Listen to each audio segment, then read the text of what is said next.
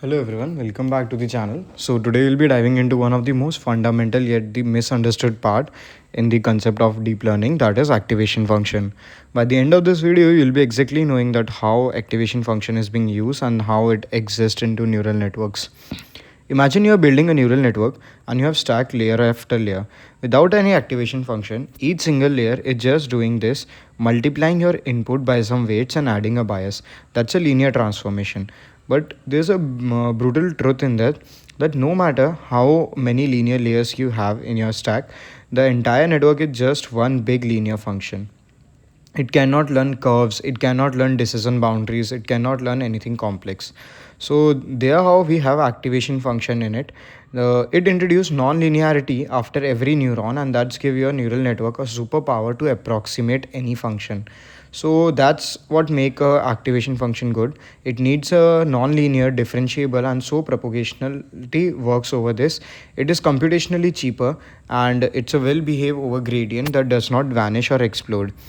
The first one of this is sigmoid. Formula is 1 over 1 plus negative of z, and it squeezes any input into the range of 0 and 1, which make the output directly interpretable as a probability. Sounds great now, but there's a problem, that is vanishing gradient problem. When your input z is very large or very small, the sigmoid function become completely flat. The derivative approaches to 0, and now when you multiply any non-zero gradient with 10s, 20s and 30s layer during backpropagation, those gradient literally vanish. Your early layers stop the learning entirely. This is why sigmoid is avoidable in the hidden layers of the deep learning, and it is used at the output layer for the binary classification. Second, we have the Tanh. So it's a hyperbolic tangent. It actually scaled and shift the sigmoid, and the output range is between -1 to +1 and make it zero centric.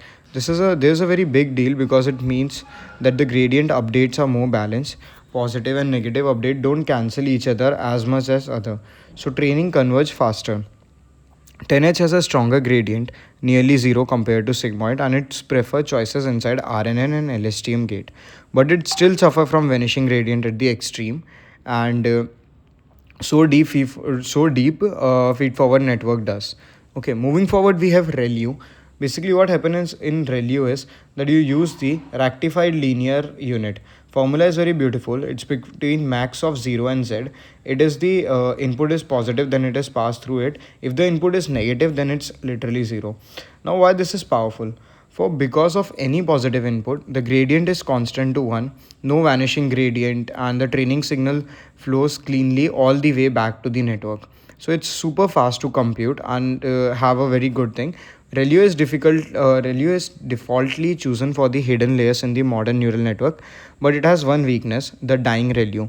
If a neural network input are always negative, its always output is 0. The gradient is always 0, and that's a vanishing problem. Okay, moving forward to solve this problem, we have Leaky ReLU or the LU, ELU. The fix is about the ReLU is Leaky ReLU. So what it does is, instead of outputting 0 or negative input, it output a small value alpha times z, where alpha is typically 0.01. This tiny slope means that the neural always has some gradient, so it can never fully die. So there's also PReLU, which actually learns the alpha value during the training. Okay, now for very deep networks, we have ELU, the exponential linear unit. For positive input, it behaves like ReLU, and for negative, it uses exponential curve that smooth the transition through 0. This smoothness means that the activation of neural stay close to 0. Okay, moving forward, we have Softmax, last one. This one is special because it's not used in the hidden layer at all. It lives exclusively in the outer layer for the multiple class classification. Here's why some things. Given a vector of raw score, let it say 3 classes, 2.0, 1.0 and 0.1. Softmax converts them into probabilities that add up to 1. Instead of just class 1 wins, you get 65.9% of class 1, 24.2% of class 2, 9.9% of class 3. It models competition between the classes.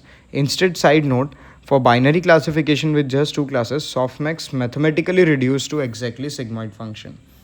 Now we have a vanishing gradient visualization. Here's the key insight that for real cement, this look like this. the derivative of the function. Sigmoid derivative peaks at just 0.25. For 10h, it peaks at 1, and both drop to 0 once mod z goes beyond 2. Okay, so this is all about this. We have some of the quick references that you can see about the hidden layers. We have discussed about ReLU, that is fast and effective. Dying neuron, then you can switch to Leaky ReLU. And for the very deep neural network, you can go for the CellU and the ELU.